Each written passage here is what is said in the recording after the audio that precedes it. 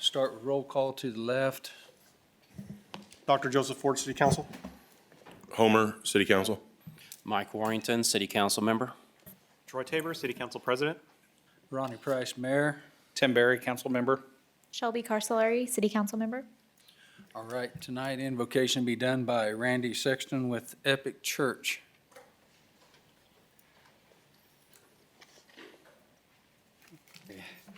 Please pray with me.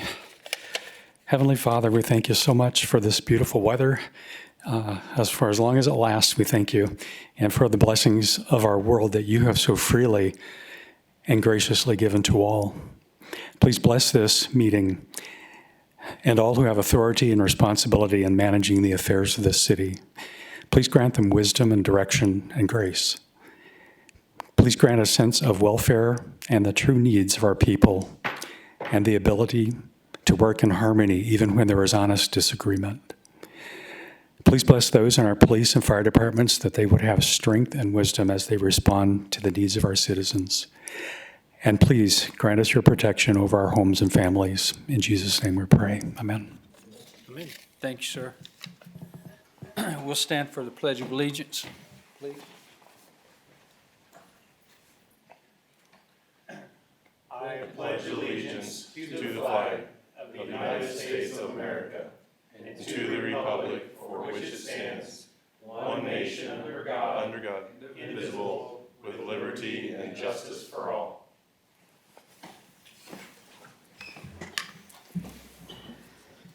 All right, this time I'll open for a public forum. Anyone has anything they'd like to address us about, feel free to do so. State your name, your address, and keep it short. Anybody? All right, public forum's closed. Acceptance of agenda. Mr. Mayor, Yes, sir. I move to accept the agenda as presented. All in favor, say aye.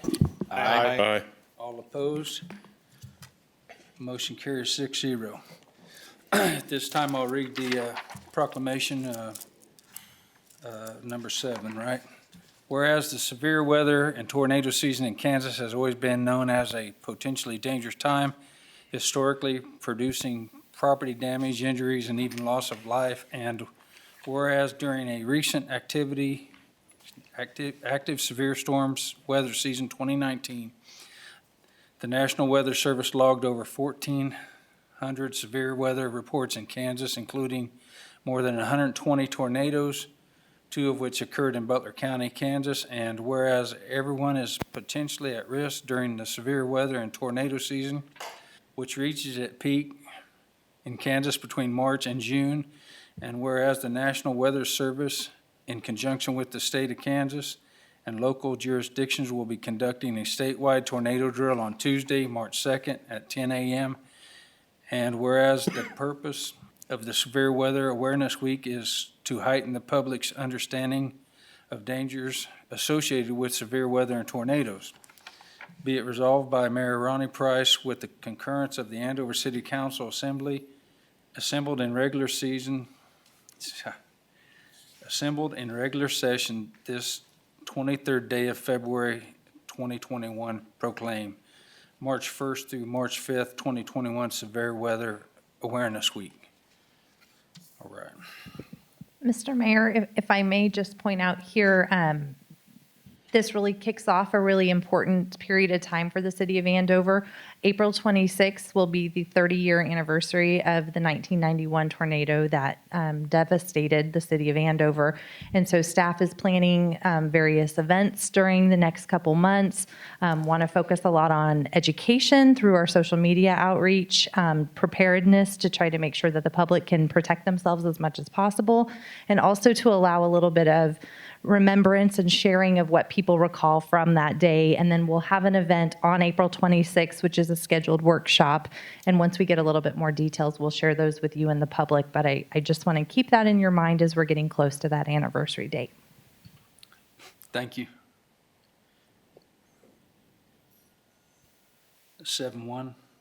Mr. Mayor, Yes, sir. I move to authorize the mayor to sign a proclamation declaring the week of March 1st through March 5th, 2021 as Severe Weather Awareness Week to show support of the National Weather Services campaign. Second. Any further discussion? All in favor say aye. Aye. All opposed? Motion carries 6-0. Consent agenda. Mr. Mayor, I move we approve consent agenda items 8.1 through 8.3 as presented. Second. Any discussion? All in favor say aye. Aye. All opposed? Motion carries 6-0. Vacation of street right-of-way. Les Mangus is going to talk to us about that.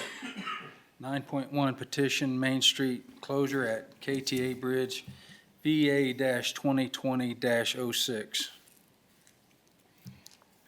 Mayor and council, following the discussion at the workshop about the vacation of Main Street across the Kansas Turnpike and the eventual demolition of that bridge, the Kansas Turnpike filed the required petition to vacate the street right-of-way, and the public hearing was held at the Planning Commission to consider the matter.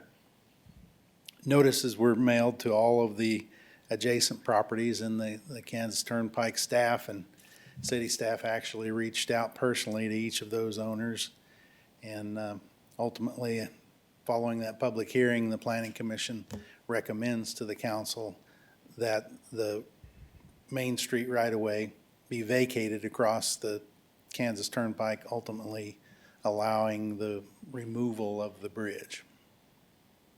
Les, how many neighbors did we contact then? There are 4 properties: the school district, the Methodist church, Evergy, and 1 single-family One home. residence. Yeah. Thank you, sir. Mr. Mayor, Yes, sir. I move to accept the recommendation of the Planning Commission and adopt an ordinance vacating a portion of Main Street over the Kansas Turnpike. Second. Any further discussion? All in favor say aye. Aye. All opposed? Motion carries 6-0. 9.2 Kansas Turnpike Authority Main Street Bridge Project Agreement. In order to facilitate the removal of that bridge and the construction of turnarounds and fences and so forth at the intersection at the Kansas Turnpike, the KTA and city attorney have drafted an agreement that spells out the relationship between the city and the KTA as to whose responsibilities are what.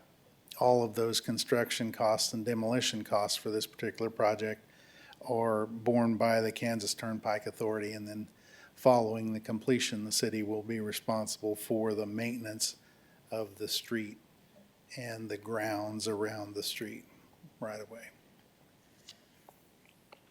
There's only one house going to be affected on the south side, right? Yes, And there's driveway and stuff will be maintained as far as, yes. Okay. There is a driveway for that single-family residence and for Evergy's substation south of the KTA. so I'm just curious, how far past the bridge will they come to cut it off? Or is it, I mean, just, what will it appear to look like? The pavement will remain in place just far enough so that we can connect those 2 driveways.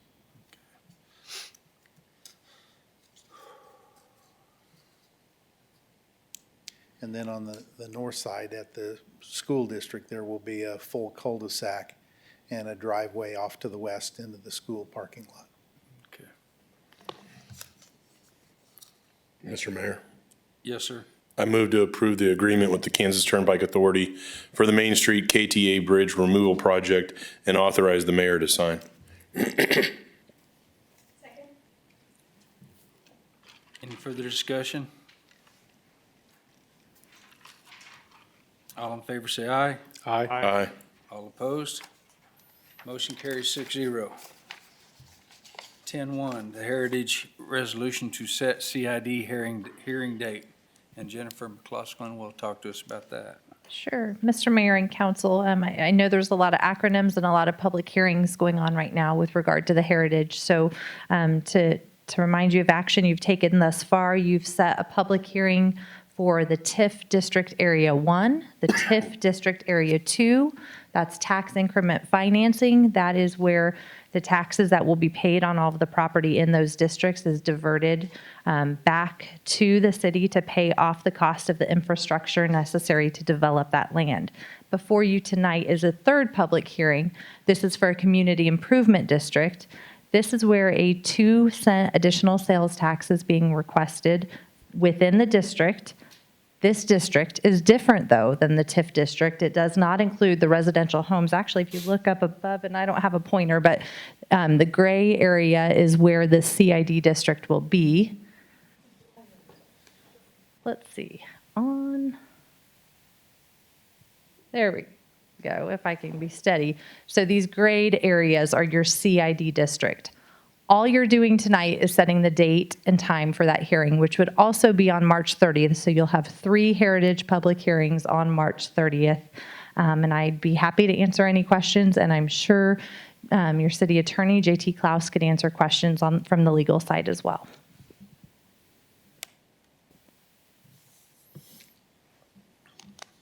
Mr. Mayor? I move to approve the resolution giving notice of a public hearing on the advisability of creating a community improvement district within the City of Andover Heritage Project and set a public hearing for Tuesday, March 30th at 7 p.m. at City Hall.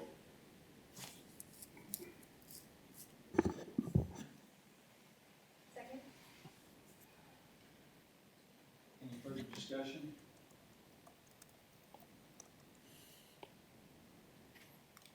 All in favor, say aye. Aye. All opposed? Motion carries 6-0. Charter ordinance, city policy, housing authority. Jennifer, would you discuss that as well? This item looks very heavy because it is, in that it's a charter ordinance. And so charter ordinances is where a city, which we've got the right to home rule, can lift ourselves out of some statutory requirements. So for that reason, there are some legal things that come with charter ordinances. All of you vote on the matter, including the mayor, and it does have to pass with a supermajority of 5 or more. Now I'm going to talk out of the other side of my mouth and tell you this is kind of not a big deal. The Housing Authority was set up in, I believe, 1978 with the thought that a housing authority is necessary to oversee housing projects that a city may wish to build. And these are most frequently, if not always, low-income housing projects. I do not foresee in the foreseeable future that the city of Andover will engage in such a project. You might, though. So every year, we have been appointing people to this board that, quite frankly, doesn't do anything. It's a little bit difficult to recruit people to volunteer to serve on a board and then say, we really don't think you'll do anything. It's a little pointless.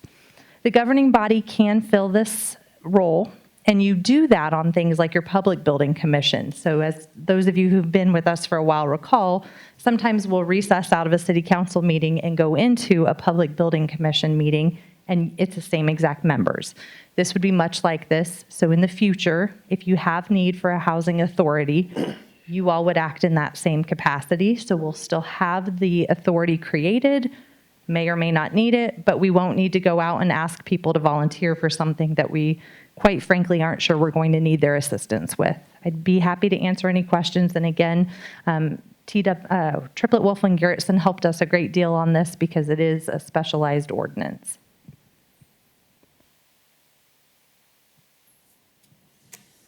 Mr. Mayor?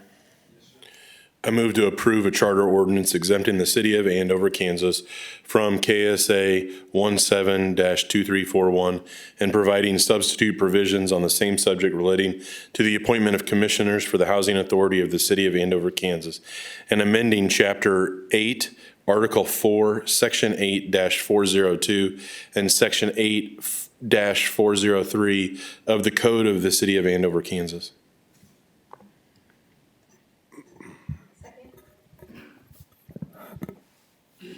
Any further discussion? Any further discussion? All in favor say aye. Aye. Aye. Aye. And all opposed say no. Motion carries 7-0, is that correct? Thank you. All right, public finance, finance of public improvements, city policy financing of public improvements, and Lance will talk to us about that this evening. Mr. Mayor, You look Council. a little red, young man. Huh? That's the second person that's told me that today. Long story. Catch you up some other time. Good evening, Lance Onstad, Assistant City Administrator. So, this is a continuation of the conversation that we had in a fairly healthy conversation at our January workshop. As you guys are aware, the city fairly routinely finances public improvements through the use of special assessments.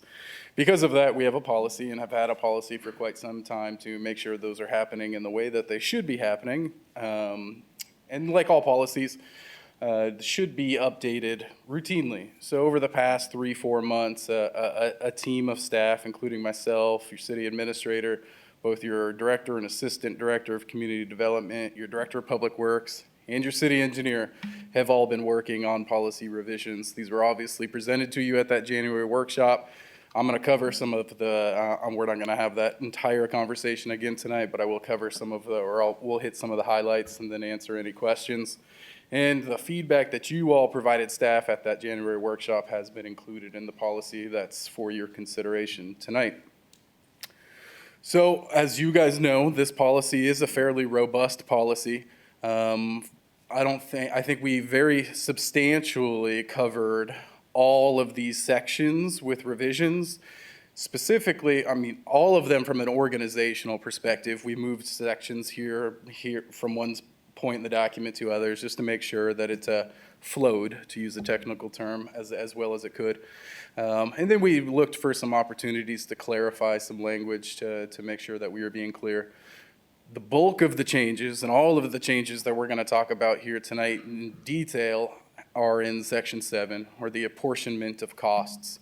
So when special assessments are going to be utilized to finance public improvements, how much of the cost of those projects are paid for by the city at large, and how much of those are assessed back to a benefiting property.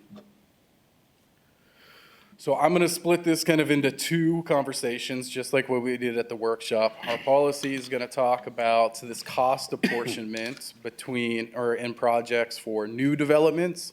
So these are typically your new subdivisions. And then we'll kind of pause and let you guys ask any questions, and then we'll move on to public improvements to existing developments or existing neighborhoods. So what you see in red here are the sections, the subsections, if you will, of which we're providing or proposing changes or revisions to the policy. In terms of local streets, so when a developer comes to us and wants to utilize special assessment financing, one of the improvements they're generally going to make is streets. So local streets, under our current policy, would be the 100% assessed to the properties that are being created or that are benefiting it from as part of the development. Nothing is really changing with that in the revised policy. The only thing that we're changing is that we're introducing this idea of if the city would request that instead of an asphalt surfacing for those residential streets, that we upgrade it to concrete in the city's, if it's in the city's best interest. The city at that point, in its sole discretion, would pay for that upgrade from asphalt to concrete, if it's in our best interest. Collector streets function differently than a local street. Collector streets are generally wider than a local street, generally a little thicker than a local street, because they serve a higher public purpose. Because of that, we're proposing that in a development, the developer would be responsible for 100% of a local road. So that widening or thickening of the collector street, would be the responsibility of the city at large. Our current policy doesn't set forth any sort of apportionment relationship for arterial streets. So we have classified that and defined it as part of this policy. If you're going to do a new development adjacent next to an arterial street, then the developer would be 100% responsible for 100% of the costs of two-lane arterial road. If the city wants to upgrade that, widen it, provide it with curb and gutter and the associated drainage, the city would pay for that difference. So that's a decision point that the city makes at that point, is if that upgrading is necessary at that time, we could pay the difference right then, or we could wait and include that in a future road project 5-10 years down the road when the conditions in the area would justify it. So those are the three major changes for new developments, and they all fall within the street category. We're not presenting or proposing any changes to any of those others. Traffic control signals is the last one for new developments. It's not included within our current policy.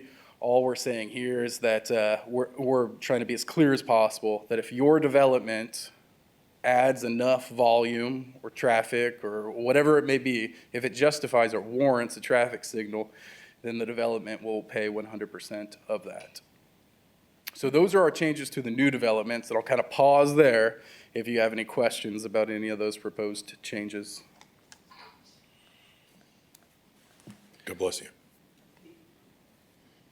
Lance, when we say we, the city, decide, who is the we, the city, decide that we want to make the upgrades? So a lot of that's based on, like, your staff will give you recommendations for that. So the types of things we'll be looking at from a professional perspective, or from our engineers and from our public works and utilities, also from an administrative and finance.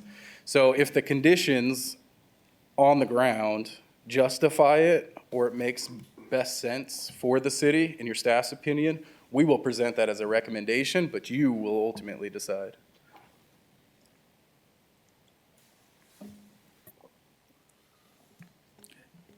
So moving to existing developments, so this is making improvements to streets, sewer, water, those type, public improvements to existing neighborhoods. So there's a street there, but it might be substandard. It might be gravel or sand or an old chip seal road, and it's advisable to go in and upgrade that piece of existing infrastructure. The only change that we're proposing, and it's fairly substantial, I'll talk about it here in a little bit more detail, is to how we handle streets. So if an existing neighborhood comes to the city and petitions the city to pave their street, we're proposing some changes to the policy that says how that relationship works. So I'm not gonna mention water, sewer, or storm drainage again, just those aren't changing, but if you guys have questions about those when I'm through the street portion, we can definitely cover those. So for streets, our current policy requires that a neighborhood wanting to upgrade their gravel, sand, or chip seal streets upgrades them to a level that meets the standards, the same standards that a new development would. So this is the same amount of paving, the same width of paving, the same depthness, the same surfacing, and it says, our policy is that cost will be 100% assessed to the properties within that neighborhood. A lot of things have happened. We've looked at a lot of things, and based on all of that information we've gathered, we're proposing a lesser standard improvement for these neighborhoods. So we're going to we've introduced this idea that you can come in and pave it without the curb and gutter and without the associated storm sewer, and it substantially reduces the cost, which I'll cover in a second. If in that scenario, so not only will we allow the lesser standard, but we've also introduced a 50% cost share in that scenario. So the benefiting properties in the neighborhood would pay 50% through special assessments, and the city at large would pay 50%. If for some reason, because every neighborhood is different, and this lesser type of improvement might not be advisable to do in every neighborhood, if for some reason there's a need to do the full standard or the ability to do the full standard, curb, gutter, storm sewer, that is also a 50% cost share between the properties in the city. So we didn't do this just in theory. We did try to do some estimates of costs for some of these, for street improvements. So some assumptions first. So this is assuming we're gonna pave or upgrade the streets in a neighborhood with 20 lots and at 4% interest, which is a conservative number. So you'll see kind of over on the second column from the left, both whether you do the lesser standard, either with an asphalt surface or a concrete surface, they're fairly similar in price.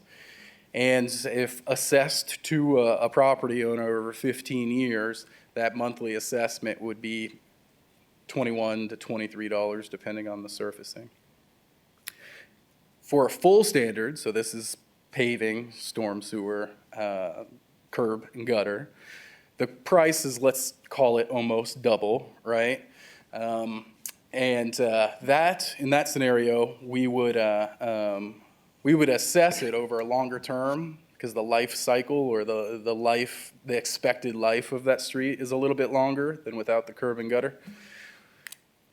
So you pay it back longer and your monthly assessment is a little bit more, but still substantially less than if the city at large would not pay 50% of that, obviously. The other thing about that and that asterisk that I do want to make sure that typically that full standard requires right-of-way acquisition, utility relocation, acquiring those from property owners that might not all want the improvement, tends to make those full standard projects not overly feasible. So that is all I have, but I can definitely answer any questions that you guys may have. Lance, I do have a question on timing. So if we were to adopt this today, does it go into effect immediately? Or does it require a further newspaper? It's just immediate, right? So the question would be, how would this affect the Heritage or Prairie Creek or currently in construction projects? Does it allow them to come back and request to cut 50% off of whatever projects they currently have that they're working on? Or is it any future projects? And does a future project mean that as we approve it through a specific, at what point do we approve it that it becomes an official project that then they can get the 50% reduction? Yeah, so it won't, nothing in this policy prohibits a previously assessed public improvement from re-petitioning if it hasn't got to the point where we've issued permanent financing and assessed it. So there's a window in time where somebody could re-petition and propose that they readjust the split. There's nothing that obligates you all to do that, and we would suggest that you don't do that, and we don't expect that to happen. So that's the answer to the first part of the question. The second part, this becomes official. The policy is by resolution, and it's just we educate the development community and our citizens on what's in the policy. You actually approve these relationships, these cost apportionment relationships, when you accept petitions. So when the project comes to you and we bring you those petitions for acceptance, we will tell you what those cost apportionments are, and you can choose to accept or not accept the petitions for a particular project at that time. I think I answered both questions. If I was the Heritage, I would come right back to us and say, Well, hey. the Heritage is all of their public improvements are being paid for with tax increment financing, so they're not paying for their public improvements anyway. And it's also the difference between new construction and existing neighborhoods. Up there, he did go over the new developments are 100%, but then he also went through the apportionments for the existing developments, which are they're older neighborhoods. So I think you defined that pretty well. And to answer, so you'll see, and I didn't cover this specifically, and I should have, when these local collector and arterial streets, when we're talking about the city paying a portion of them for new developments, I'm talking only about residential developments. So like the Heritage, for example, these heavy users that are going to bring a lot of traffic, a lot of commercial or industrial activity, those are at the very bottom of this table here. And those costs are 100% on the development itself. That's in our current policy, and we're not recommending we change that. Okay. Thank you. For example, that neighborhood, pardon my ignorance, I just don't know. So for example, the neighborhood you showed on here, it's an established neighborhood. So if half the folks in there are retired, and their homes are paid off, how do they pay that? Where do they tap? So, yeah, once the project is complete, we will assess it to their property, and they will pay that with their property taxes. So it'll show Which as could be a, anywhere from $20 to $40 a month. So pretty reasonable. depending on, right, that's the estimates that we used, or that we generated. Now, when you're saying that they petition, so they petition us, or is this, if we say, hey, your road needs to be done because Rick's found it faulty with the machine that drives around, is that take a different policy, or is this the same policy? Same policy, and there's two ways you can initiate a public improvement. So a citizen or a developer, or property owner can initiate that by petition, or the city can start that process with a public hearing, essentially. So it can go, we can start it, or they can start it, and this policy sets forth both of those. Thanks, Lance. So is there any circumstances that, for example, like drainage, that we could go in and say, hey, this is for the greater good of the city, and we're gonna come in and do the guttering, all that, the whole shebang? Is there a circumstance where we can do that type of thing if the city deems necessary? Yes, we can. So there's and you can get into some very detailed special assessment law in the statute about what can be ordered in improvement-wise, what can be protested out of, and we can cover that if you would like. I'm sure your city attorney would love to. But to answer your question, yes. But we'd still have to, as a city, put it up for protestation. There are some improvements, and I believe it's storm drainage improvements that cannot be protested. Yeah, there are a couple of improvements you can, if you as a governing body determine that they're just so important, they need to be done, that even if they protested, it cannot effectively stop that. I don't have the statute in front of me, but I think the two are sanitary sewer for obvious reasons. And I think storm sewer is the other. But by and large, the city of Andover does not have a rich history of actually forcing improvements on anyone. I think of one circumstance in all my years here where you determined something needed to be done, and in that circumstance, quite frankly, the majority of the property owners wanted it done. It's just that they couldn't get all the signatures that they needed. So I don't want anyone to think that any of the changes to the policy change or affect your ability or in any manner indicate an intent to do that, because that's not the case at all. And in fact, the only thing in this policy from my perspective would be that would actually benefit existing neighborhoods if they wanted to have an improvement. The city at large would pay for a larger portion of that than the policy permitted in the past. So I just didn't, I think they're all great questions. I just didn't want the public to be confused by the question. Thank you. Mr. Mayor, Yes, sir. I move to adopt a resolution of restatement policy for the financing of public improvements and levying of special assessments within the city of Andover, Kansas. Second. Any further discussion? All in favor, say aye. Aye. Aye. Opposed, nay. Motion carries 6-0. Thank you, Lance. Andover Fire Department grant submissions. Chief Russell will speak to us on this. Good evening, Mayor and Council. As you know, your fire department works really hard to make sure that we avail ourselves of all types of grant opportunities.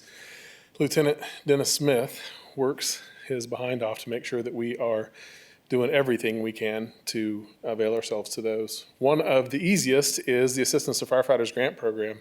It's been around since right after 9/11. That's what kind of was the impetus to start this program. And at varying funding levels, anywhere from $350 million to over $1 billion each year. It's currently at around 350. We each year make sure that we apply for everything that our department is allowed to apply for. We have done that this year as well, and you will notice that I said in past tense, this is not the first time I've had to do this. The federal government has a long history of not calling me and asking me what their schedule should be for when they open and close these grants. So unfortunately, the timing of our council meetings don't match up with their grant opportunities very well. So I'm really asking for permission to do something that we've already done. However, we are not bound to anything whatsoever at this moment. So we'll start with what we're asking for permission to apply for. And the first one would be a vehicle exhaust system for the fire station. This is a project that will need to be done. And this will be our third time applying for this. The situation has changed a little bit because our current exhaust system is failing. And we have actually done some testing. Unfortunately, it's not doing what it's supposed to do. So that becomes a situation where we're going to need to find the funding to be able to do this. Fortunately, it will probably, in my opinion, make it more likely to be funded by the AFG program. So we are requesting a total grant request of $121,271.60. Our share, if it were funded, would be $5,774.84. Any questions about that one before I go on to the next one?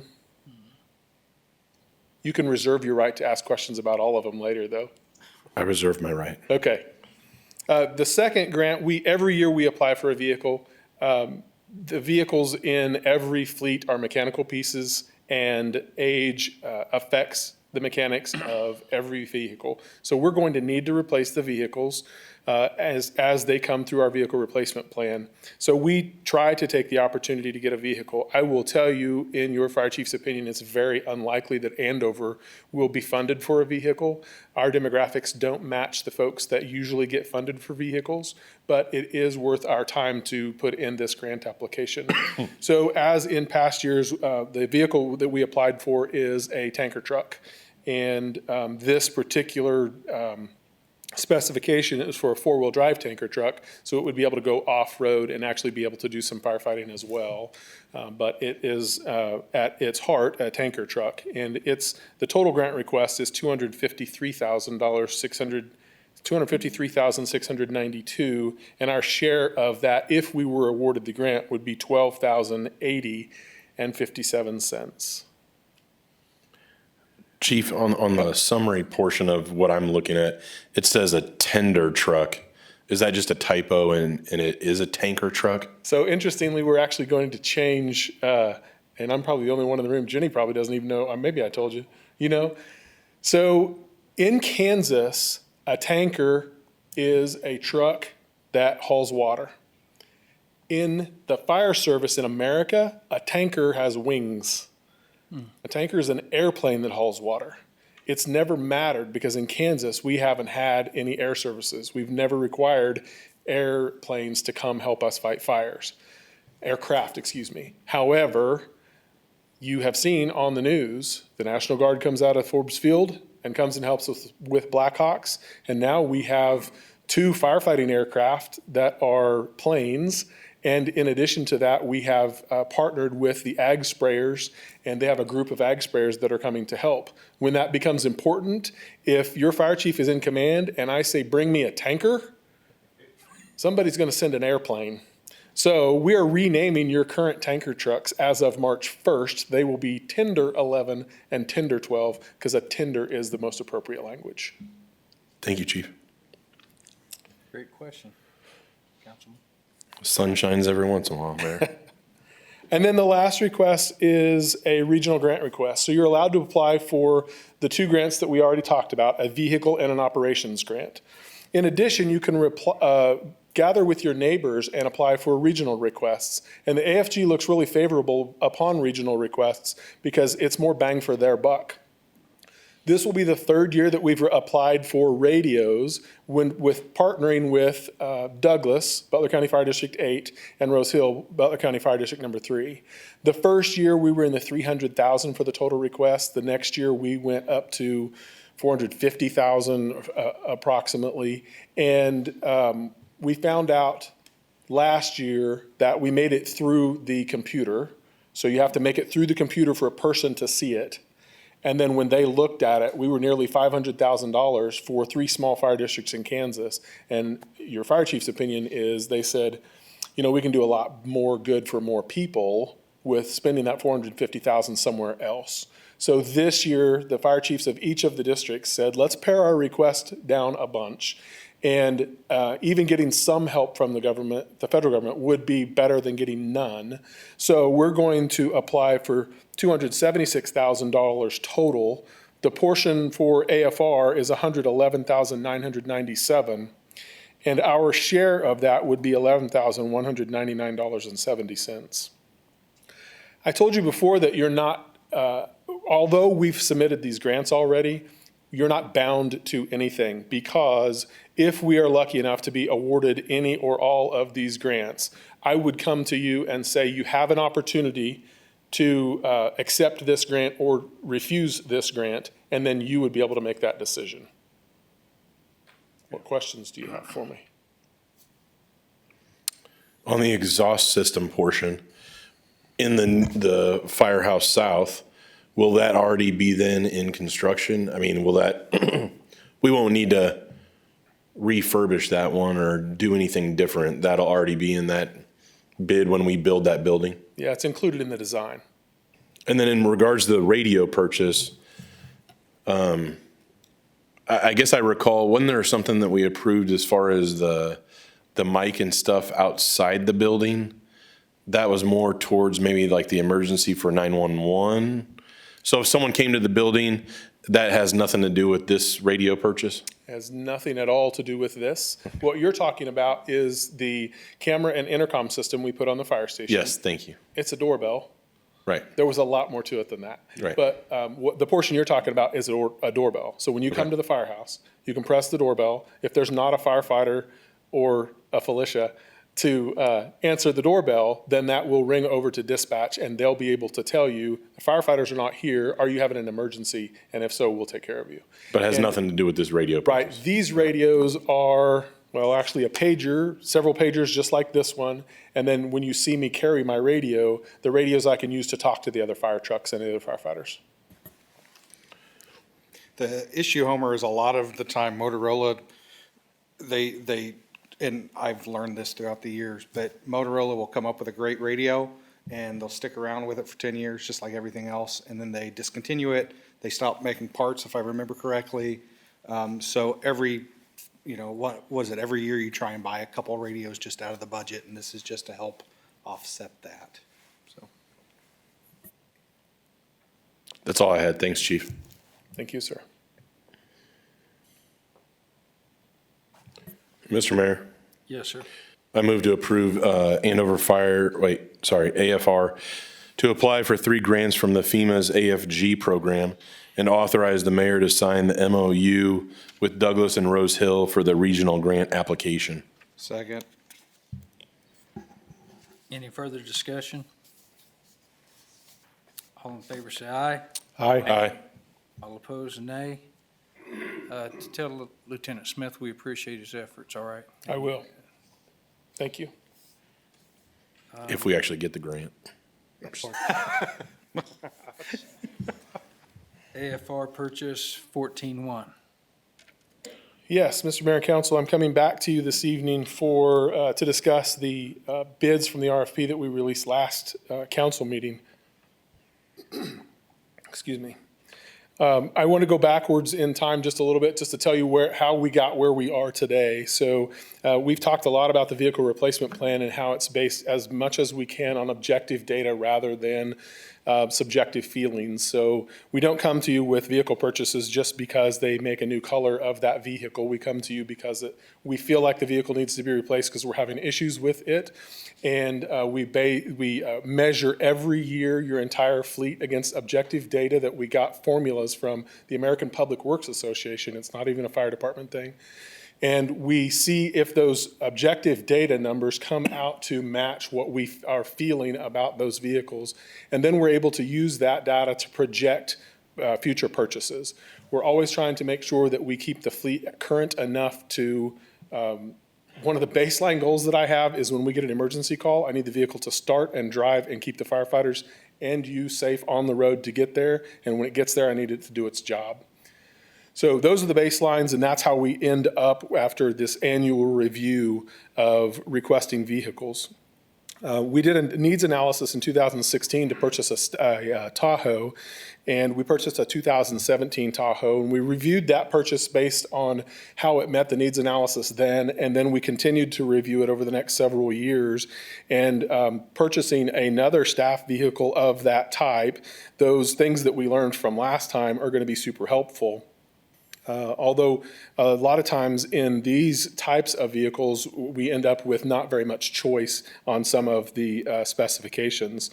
We did write a specification. It was based on that needs analysis and all those things that we learned. There has been some discussion about group purchasing. Just to let you know, we're very careful about making sure that we avail ourselves of all the group purchasing options that I'm aware of, at least. We've been a member of the Fire Rescue GPO since about March of 2014, a month after I got here. We've been a member of the Public Safety GPO, or NPP.gov, since about 2 months after I got here. We've used the Houston-Galveston area contract since 2015. We estimate that the HGAC, it's called, saved us around $130,000 just on the purchase of the ladder truck. We obviously use state contracts because those are readily available locally to us. We even review the GSA Schedule 84, but the paperwork a lot of time and getting through the process of that, it makes it so it's not advantageous for us to use locally, but we do look at it. We refined the specifications, and for each of these vehicles, the bigger the vehicle, the harder it is to refine those and to write those. This is a really daunting task for a small fire department, and a larger municipal fire department would have a division that does this, and the entire division would work on specifications. There is a way to buy more generic apparatus. Excuse me. I'm sorry for clearing my throat so much. As you know, I had a COVID diagnosis in October, and I'm still this way, 2 inhalers and an extra medicine, and I'm still clearing my throat a lot, so I apologize. The complexity grows with each apparatus, though. I know none of you in the room are old enough to remember the program Oregon Trail. But if you talk to someone who is older than you and thought about Oregon Trail, that's a little the way it is to build a fire truck. In a ladder truck, there's over 1.5 million decisions that need to be made. I'm not saying that your firefighters made those 1.5 million decisions, but if you go down this path, then that makes a ton of other decisions behind it. There are many, many decisions in each one of those very complex vehicles.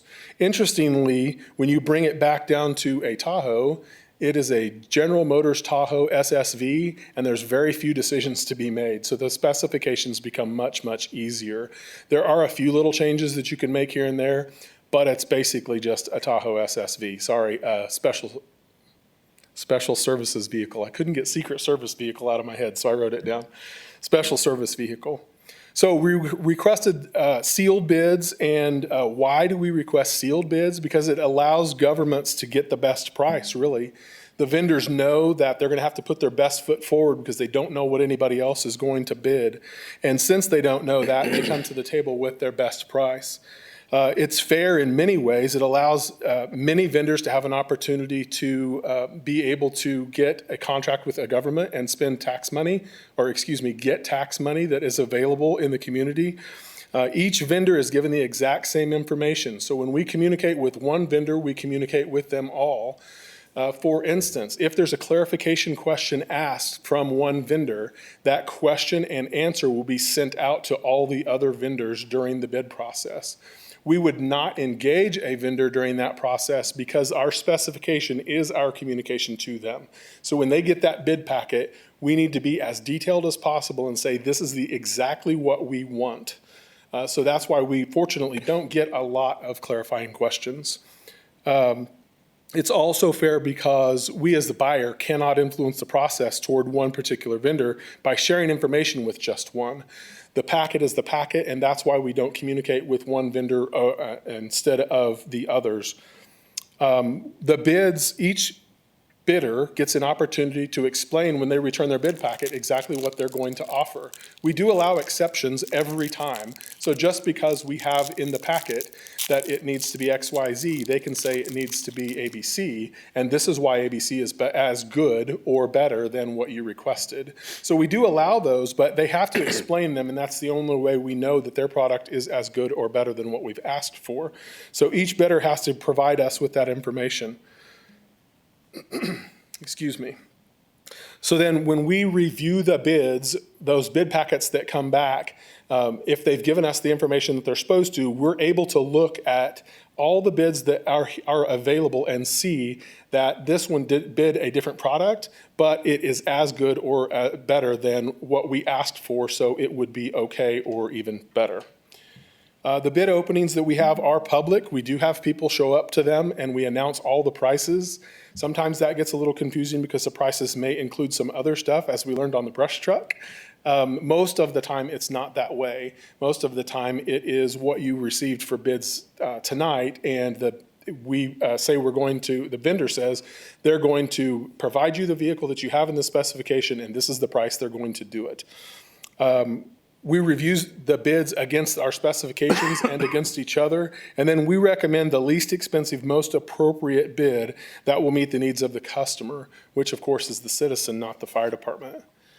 The Tahoe bidding that we just had, we developed the specifications and released them. Unfortunately, we only received one bid back for the truck. We did receive 2 bids back for the upfitting.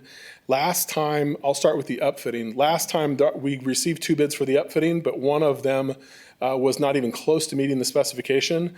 This time, that same company that will remain nameless submitted a bid, and they did an absolutely excellent job and gave us very good information that we were really able to compare apples to apples. So I was very glad to see that. So I am going to anticipate that Councilman Henry is going to ask me, why did we only receive 1 bid?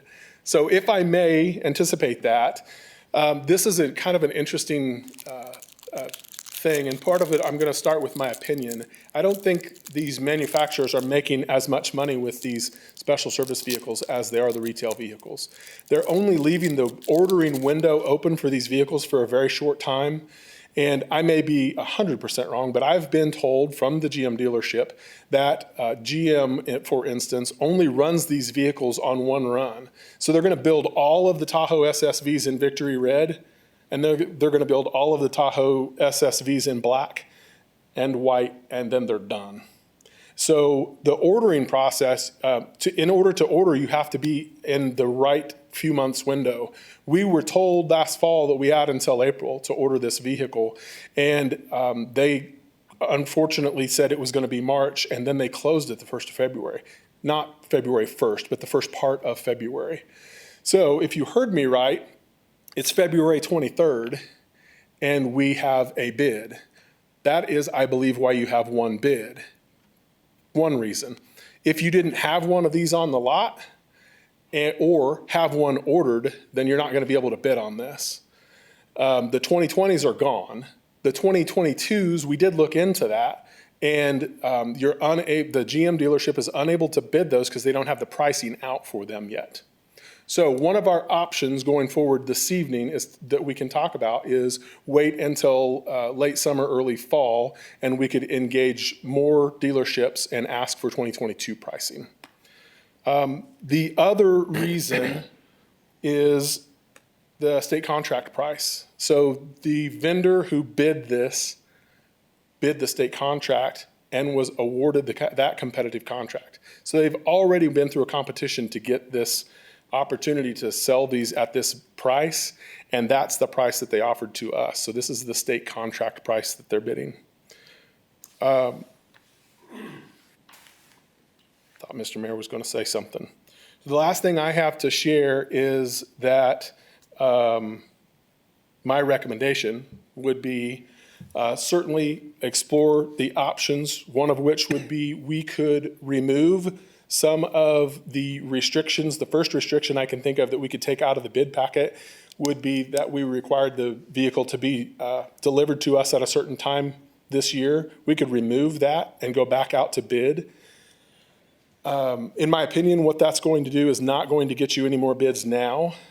If we were going to do that, I would say we need to just wait till the fall and bid a 2022 in order to get more bids. But my recommendation would be to purchase the vehicle at the state contract price from Don Hatton for $38,750. And then the upfitting, we got two very nice bids, but the lowest bid, and happens to be the most appropriate bid as well, was from Serve from Andover, Kansas for $17,980. You all reserved your rights to ask questions, so. So I got a question. The old service vehicle, is it getting a trade-in value on this bidding process? Are we going to be able to get a discount? Or is that something that's going to get farmed out to, like, let's say, the Parks Department? You know, I've seen a lot of smaller communities where the old fire truck or command trucks end up in the Parks Department or something like that later down the road. My question to you is, are you just hell-bent on a Tahoe, or can you go like a Ford F-250 or a 2500 GMC that will extend its service life in maybe another department after it's done being a firefighter? So two questions there. The first question is, we often donate the vehicles not only to our own internal departments, but to other fire departments as well. We've recently donated some fire trucks to Cassidy, and also the Parks Department has taken over a brush truck and a tender in the last couple of decades. So that is something we do. The vehicle, the 2010 Chevy, it will be one of only two pickups we have. We're going to, as long as it's still running, we're going to keep it out back and not run it on emergency calls and use it to haul stuff around town when we need to do that. Okay. And then when we get closer to, we can't afford to keep it running anymore, then we'll talk about where we're going to go. I'm sorry, there was a third question, trade-in value. We did look at trade-in value, and we got it appraised by 3 different GM dealerships, and the trade-in value was just pitiful on it. I don't remember what the numbers were, but it was worth more for us to keep it than it was to try to trade it in. And then the third question was Tahoe versus another product. So in our needs analysis, we really talked about first an SUV versus a pickup. We think that an SUV is more appropriate for the use that this one is going to do. This is going to do a lot of moving people around, and rather than moving a lot of equipment around. The reason we didn't go with Ford or Dodge is because this vehicle has more torque, more horsepower than both of those. And the most important thing, when we look at the amount of gear that we have to carry in the back of it, this one has the most cubic inches of storage space out of the 3. So that's why we settled on the Tahoe. Mr. Mayor, Yes, sir. I move Yes, that sir. we accept the bid from Don Hatton Chevrolet for the purchase of 2021 Tahoe for the amount not to exceed the $38,750, and also accept the bid from Serve for the upfitting of the 2021 Tahoe for the amount not to exceed $17,980. Second.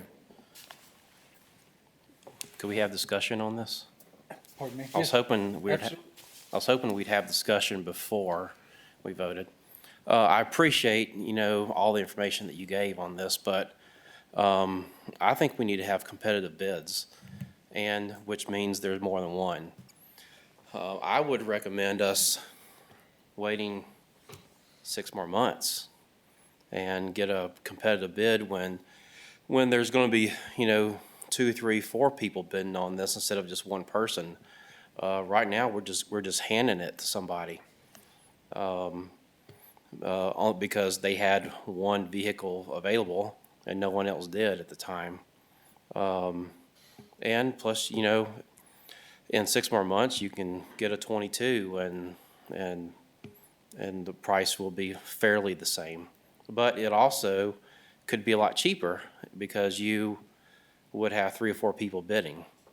So I would recommend that you wait. I mean, let's not jump at this when we can still wait 6 more months. This is a state contract, right, Chief? Yes, this is a state Okay, contract. so it's all been verified from the state that this is the absolute lowest price? It's about competitive bidding, though. It's not about just handing it to somebody just because they have a state contract. Well, in the state contract competitive bid, I mean, wouldn't they have done? Not 4 or with us, not with us. I mean, this is our bid, this is not the state bid. I mean, the state's not bidding this, we're bidding this as a city. And it's very possible we could save $2,000-3,000 or more. I mean, look at the difference with just the accessory bid, 12,000 versus 17. We can see that as well if we, have several bids with the actual vehicle. Sorry, the accessory bid, what do you mean? 12,000. I'm sorry, there was a 17,000 and 19,000. Yeah. Could also go up in price too. Normally, car dealers raise their price every year. So, I mean, there's normally a 5% increase on car values every year. So instead of paying 38, we could be paying, 39, 40. But why rush on it? I mean, when we can wait and get a legitimate bid on this with multiple people instead of just one.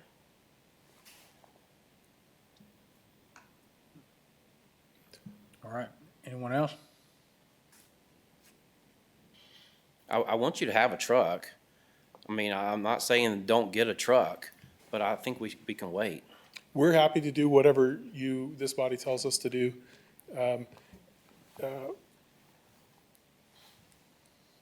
My advice would be to, we'll take your advice and do what you tell us to do. As far as a price increase, Councilman Ray, with all respect, I think it will probably be smaller than 5%. It'll surely, in most fire trucks, I would tell you 3 to 4. But I think in this, it'll probably be smaller than that. I think the danger that you run is a small price increase there, a small price increase on the upfitting, and then whatever we have to do to keep the other one running. Those are the expenses between now and then, and I don't know what that's gonna cost. But just so you can weigh both. We're happy to do either, or none. How many miles does the current one have? Oh, it's 120-ish. They're hard miles. They're really hard miles. I think if anyone has ever ridden with law enforcement or the fire service, for instance, we had a house fire recently, and it was 3 o'clock in the morning and 0 degrees, and I went out to the garage and started my truck up, and within 45 seconds, the road thankfully was not slick. I'm running 75 or 80 miles an hour down 400 highway at 4 o'clock in the morning with the oil pressure does not have a chance to get up to the top. I mean, it's hard on these trucks. We take them through fields, et cetera. That's why we unfortunately have to replace them so quickly. I get it. I mean, if we're talking, Mike, if we're talking about a $2,000 discrepancy between now and 6 months, I mean, that could be easily the cost of a transmission or something higher, because I assume you haven't done any expensive repairs on this truck to this point? We're slowing down, certainly. As we get near the end of a vehicle's life, we certainly slow down on the more expensive stuff. Meaning, I guess what I'm saying is you haven't replaced a transmission yet or anything like that. Never had a and- motor, transmission, rear end, anything like that. We've done some other repairs, obviously, but 100,000 plus miles on a Chevy or, GM in this case. I mean, I think the potential there is to have a lot more expensive repairs here in this next 6 months to a year. I don't know. And with the, I mean, I understand what you're saying about the price isn't the same as what the state and Andover, and we didn't put it out for competitive bid, but on a $38,000 car, I don't see it getting much better to wait for the next year's bid, or at that point, then are we going to say, oh, let's wait till the competitive bid for the 2022s come out? I don't know. I feel like we should just roll with it. It's not about if you're gonna save $100, it's about competitive bidding. That's the whole thing is, I mean, it may cost us, $1,000 more in the fall for a newer vehicle. But it's all about the competitive bidding. We also put it out for competitive bidding, correct? I mean, we just didn't get a bid back. Correct. Yeah, unfortunately, it was released, but to But also Councilman from what Workman's you were point, we only got saying one bid. was, there's lack of vehicles right now, so. As far as the bidding, do you think that if we waited 6 months or whatever that magic window is, that we would actually get more bids back than one? I'm trying to remember, on the 2017 Tahoe, we ended up getting 2 for sure, and I think we got 3. Were they all exactly equal? No, they were within $1,000, but Were within it, okay. yeah. I don't think the prices go up a lot on these, because I am totally talking out of school here, but if I'm a GM dealership, I know I have to compete with the state contract price. And I know what that price is, so it depends on how badly I want to sell the vehicle and what I can afford to do. The state contract price is a public price. Why'd you come with this today instead of waiting for the 2022s or to get more bids or the better timing? Well, I think that we already had the process going when we found out that they had dropped the ordering back to March, and then the process was already underway. I mean, well underway when we found out that they had already stopped the orders. We didn't know that. And again, they're not very good at calling me and telling me about that. As far as waiting for a 2022, we're happy to do that. The risk is if we have a major failure of the vehicle that we have, and I'm not saying that we're going to, but that's the risk. And then whatever maintenance we have to do, any repairs, and then whatever small increases. In theory, if we waited 6 months, got the 2022s, it would be a better vehicle, and it would actually have a year longer warranty, correct? So if you waited But 6 months. I think the warranty would be the same, but it would start at a different period, yes. Another thing wouldn't have to worry about is if they're all going off of state contract bid price, the price isn't gonna move much. It's gonna be the same Yep. price. I mean, why have a closed bid process if we're all gonna be fighting for the state bid price and settling with that? But this is the time that we would normally, like, the current, what we're replacing, this is the normal. You haven't moved anything up. No. To get anything sooner, so No. that's kind of why this process was started anyway. Yes. Mr. Mayor, please call the vote, sir. All right. I'd make a subsequent motion Okay. that we would table this. I'm 6 sorry, months. we, I can't. you if can't, we you call the can't, question. there's a motion and a second on the floor. We need to dispense with that first before you can make a motion for, To make a subsequent motion? yes. Or you can ask them to take their motion away. Okay. Huh.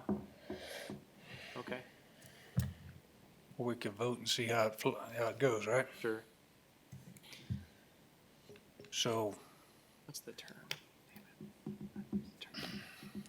all in favor, say aye. Aye. All opposed? Nay. Nay. A, 3 and 3. Or he doesn't have to vote at all and can fail. Where was we? Who all was yay? Yay? Nay. Nay? Let's just be clear, Mr. Mayor, so all who voted yea, raise your hand, Yes. and all who voted nay, raise your hand. So it appears to be 3-3, so the mayor will make the decision. Motion carries. Mayor votes yay. Thank you. All right, 15-1. Street rehab project. Rick Landers will talk to us about that. Mr. Mayor and council, this is I'm calling it phase 1. We've already had phase 2 come before you. It was a little bit easier and quicker to get out. This goes back to our 5-year plan that we presented to you at a workshop back in June after we got our street index survey back from our condition ratings. This is we're just starting to work on this large project. When we worked up our staff estimate, we added a little bit of an inflation factor from our 2017 bids and looked at the recent bidding that was going on. These bids came back extremely low, with some pretty good contractors involved in all the bidding too. So we're pretty pleased with our bid results in this. We hopefully plan on getting probably 4 phases done this year as part of it, and then keep moving into 2022. This work is generally from, we're trying to kind of keep it in the region, so it's generally from Kellogg South in Andover on the streets that showed up in our plan to be rehabbed.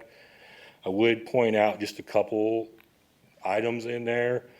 One is in the roundabout and marketplace addition, we are going to change out the asphalt portion of that, tear it out, and do a full depth replacement, and replace it with concrete due to some irrigation issues and just regular drainage issues. The concrete will perform much better there and will give us a lot longer lifespan. Other than that, if you have any questions, I'd be more than happy to try to answer this. Isn't that road right in front of Dillon's only a few years old? It's portioned. Since I've been here, it's been built in phases. The last phase was from about the roundabout on. So the roundabout is, I want to say it's 7, 8 years old, which we go in and we do mill and overlays on roads somewhere between 7 and 15, depending on. This is a pretty highly traveled road, does have some truck traffic on it, and does generate some wear faster than some of our other streets. So, but the portion in front of Dillon's, I would say, I'm guessing, I don't know off the top of my head, the age of that's probably in the getting close to 15 years, which is not uncommon for us to mill and overlay a road after 15 years.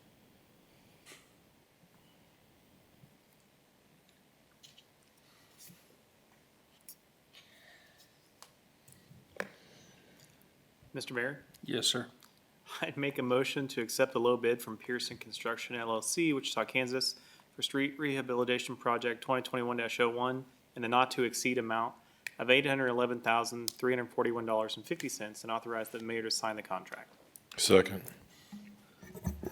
Excuse me, any further discussion? It's amazing how fast we can spend 800 grand.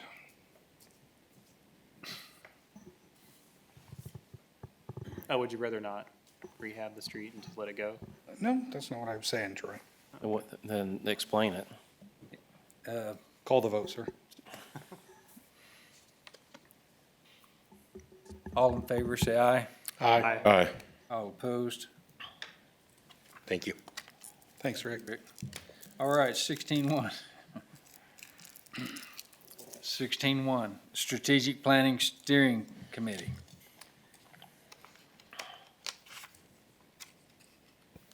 Mr. Mayor, before you tonight are the appointments that were discussed at one of our recent workshops. There was a desire at the workshop when we talked about the Strategic Planning Committee for the governing body to largely serve as that committee, but for us to bring in representatives from the Board of Education, from Butler County Commission, and also from a major employer in town. And so I'm delighted that the first 3 people we asked all said yes. And so the Board of Education Chair Jennifer Seymour, the Vornado CEO Randy Brillhart, and the Butler County Commission Chairman Jeff Masterson are before you tonight, along with the rest of yourselves, to serve in that capacity.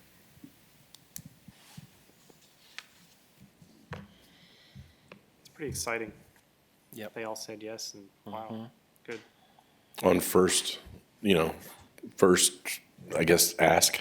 And I would say emphatically said yes. I mean, we're excited to be asked to be a part of this and are very excited to be engaged in the plan. Did we have more interest than just those folks?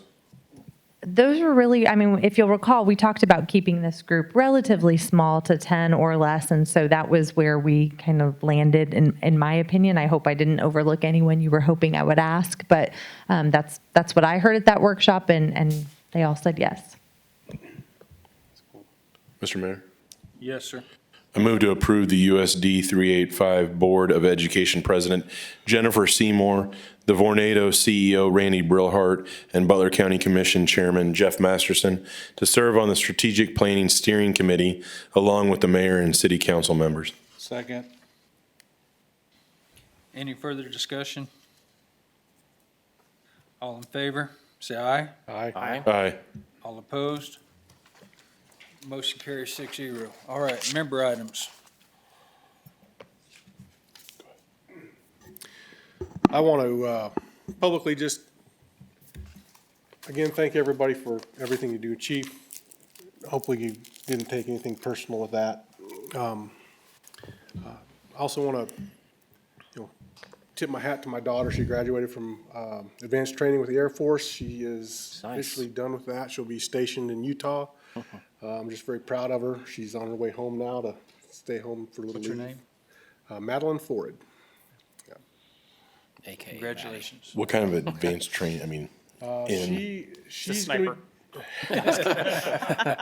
You'll He'd be have to doing kill some you stuff to that I tell you. won't have the privy to know what she does. But, tell her congratulations. she's, very, very proud to be serving her country. Cool. God bless her. I just have one item, and it is just a big thank you to staff and all of the volunteers who have been helping with our vaccine clinic that we've been running through the month of February. I know it probably hasn't been the easiest with our polar vortex happening, so that's been difficult, but it is really great to have Andover be a part of that and helping protect some of our high-risk citizens. Wish we could do more of that, but it's great to know that we have the ability to do that. So thank you, staff and volunteers. That's great that you bring that up, Shelby. I'd like to thank Chief Roosevelt for kind of heading that up with the fire department. As well, Jenny, is there any information as far as the public, if they were wanting to volunteer, could they? I know that the Butler County Health Department has put a portal available online, and it's through a Sign Up Genius link. I do not know if that's posted on their website or not. I will find out, and if it is available for the public at this time, we'll get that onto our Facebook as well. To Shelby's point, I was able to volunteer today, and I would say anyone that gets the opportunity to volunteer, it is a room full of hope. I mean, it is a really neat energy when you're in there. And one woman told me, I'm 92 years old, and she was so happy and delighted, and it was really heartwarming to just see the relief kind of rolling off of these people's shoulders in that moment. So thank you for allowing our staff to be a part of that and letting us use the facility in such a way. I think it's amazing, and I think some of what maybe the public doesn't see is that some of the folks of us on the city council do have other jobs. So it's really amazing too that if we get a member that is able to volunteer, at the vaccine clinic, like President Tabor. I just want to point out that was amazing that you took time out of your day to go do that. And we all have other things, but if you can get out there and volunteer, whether it's through the food pantry or in this case, giving Jenny Hope Alive, then let's do it. Thank you. I love listening to you talk, Homer. I don't know what it is. It's very inspirational. Just like Barry White. So does he. It's pretty much. So I just want to say, I wanted to second what both of you said. That was pretty exceptional, the way it was ran, and Chief Roosevelt's amazing, and it was just really well done. And second, I wanted to apologize, Tim, for my stupid, ridiculous quip earlier that was inappropriate. No, I am going to apologize. I will say one of the things that I noticed when I got on the council is that roads are just stupid expensive, right? And I don't know what the number is today, but it was up to maybe $4 million a lane mile to build a new road with curb and gutter, and that's a lot of money. That's insane, but it is what it is. So it's a big check. We do our best to manage it as a city, and I think we've done an exceptional job with that. Yep. That's all I had. No comment. I'm thankful for our warm weather we had today. Record high, and it was weird that a week ago today was our record low. So 86-degree difference in temperature. So even though it's going back down again tomorrow. So Our own Lisa Teachman. So I do have a couple things. I want to congratulate the Andover Central High School Scholars Bowl team. They took state, 5A state up in Baser. That's cool. I think they've gotten a couple state titles before, but I can't remember off the top of my head. And then the Andover Central swim team. This is the very first time that an Andover school, if I remember correctly, has actually gotten the state title in swim.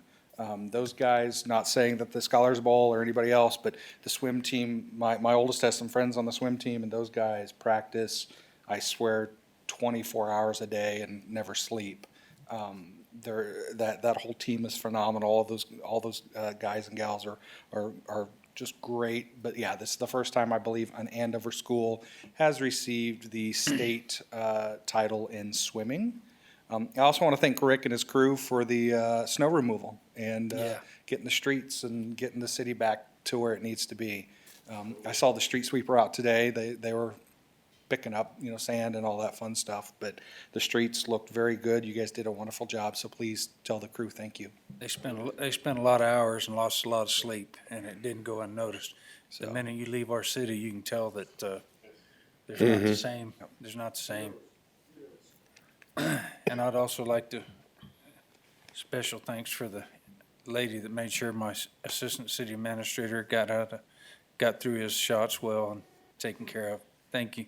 Special thanks to her. All right. One item, Mr. Mayor, before I get any email so that I can explain the decision I made tonight. Councilmember Tabor, of course, is very good at parliamentary procedure, and what he could have done was made a subsidiary, not a subsequent motion. Why didn't you just tell me that? Tell me that. You knew what I was trying to do. A subsidiary motion, however, would not have been the type of motion he was making. It would have been a motion to either lay on the table the topic that was being discussed or to amend that topic as being discussed. The concept of friendly amendment doesn't really exist, but of course, we in Andover practice that because, I'll be honest with you, we kind of practice a modified form of Robert's Rules of Order. So what I had to understand in making that decision was we had a decision to make that was on the table. Had Councilmember Tabor made a subsidiary motion to change that existing item on the table or lay it aside the table so that he could put a new topic on the table, that would have required a second and it would have required a vote. It didn't come up tonight, but one of the most frequently overlooked problems with Robert's Rules of Order that I thought would be interesting to you is in common parlance, we frequently have people call the question. And I wanted you to know that that is a subsidiary motion as well. So if you call a question, that actually needs a second. The mayor is not obligated just because somebody says call for the vote to call for the vote. The decision to call for the vote has to have a second, and then you vote on that decision if discussion has not terminated. So did the best I could, and I'm not supposed to whisper in your ears and tell you what to do, but I thought it was an interesting Robert's Rules of Order question tonight, and I wanted you to know that we're not ignoring it or not thinking about it as those happen. Thank you. JT, on calling the question, if I recall, there's not a specific amount of time, but you're supposed to allow time for discussion before you actually call a question, instead of just immediately calling the question. Yeah. Is that true or not? I feel like I read that maybe. Part of the difficulty again with modifying Robert's Rules of Order. Sometimes, and I'm not naming any names, but sometimes we speak without being recognized by the mayor. And of course, you're really not to speak until you're officially recognized by the mayor. You should have not have said that. But I don't really want to do that because you all are very respectful, and I think typically recognition from the mayor includes looking at you like I'm ready for a motion now. If discussion is terminated and discussion is complete and no one is raising their hand, that's the appropriate time to call the question unless someone calls it. So, But not to get other people to quit talking. To your point, yes. An example of a subsidiary motion would be, Your Honor, the Mayor, I move we limit the further discussion on this topic to 20 minutes, and that after 20 minutes, we have a vote. And if that was seconded and that motion was voted on, then you would go back to the motion that was on the table, discuss it 20 minutes, and at 20 minutes, we'd be keeping our watches here and we'd call the question. Normally, this never comes up. Very interesting evening tonight. I know you didn't need the primer, but I just kind of wanted you to understand, we're trying not to make it up back here. We're doing the best we can, and so I hope that makes sense to everyone. Thank you. Thank you. And Jennifer and JT can both tell you I've been relatively hard on myself about doing a better job at holding the meetings. I've talked to them about my shortcomings in leading the meetings, and I'm trying to get my mind around it. It's just quite of a learning experience for me because I don't even speak the English language real well. But part of that is on me, so for that I apologize. So, all right, any other member items? Susan, didn't you have something? You were raising your hand earlier. I was just wanting to know if Andover Central High School swim team? Thank you. And it's worth noting that our 385, even though they're not on the top all the time, they're in the top all the time. Our district puts out some very, very fine swim, what do you call them? Swimmers. That, see? So, yeah, athletes in general, but the swimming seems to go unnoticed for some reason. I don't know why, but they do put out some of the best. So, all right, so how do I do this? Do I get motions for recess? Is that the protocol? Yes, because you will all be at that kickoff meeting talking about strategic planning on Thursday, March 4th, then instead of adjourning the meeting tonight, we're going to have you recess it to that March 4th strategic planning meeting. You will certainly be talking about official city business and the future of the city. That is what strategic planning is. And so if you could do that instead of adjourning tonight. I have a question about that. When you recess and you go to another meeting, does that not open that entire meeting up to the public? So anyone then at that point is invited? It was already an open meeting because the majority of the governing body would be present discussing city business. So And why it's don't an we- open meeting by nature. And so why don't we just end this meeting and then start a meeting at that meeting? Sorry. You could do that, and the difference would be, then we would have to publish notice of the special meeting, and the topics at which you would be limited to discuss at that meeting would be the topics contained in the notice and no other topics. And so by recessing the general meeting, we still give all the notices to anybody who's requested notice, but you're permitted to have a general discussion about matters affecting the city because we've invited the press and the public. So I think that the answer is for your protection and not limit your discussion at the strategic planning is the reason we've elected to recess the meeting. Thank you, JD. Will we be having that meeting in here then? The lodge is actually being remodeled at this time anyway, so that meeting will be here in the council chambers. Okay. Mr. Mayor, there's probably more information they want, but just so there's no confusion, your workshops are open to the public too. They're general open meetings, so anybody can go. People usually don't because you have publicly asserted that you will take no formal action at those meetings, and so it's really no different. I didn't want us drawing any lines between a workshop and a general meeting. They're all the same. It's this that you've kind of guided yourself by saying, we're not going to take actions at the workshop, so people will have a chance to see what your votes are. But certainly anybody can attend.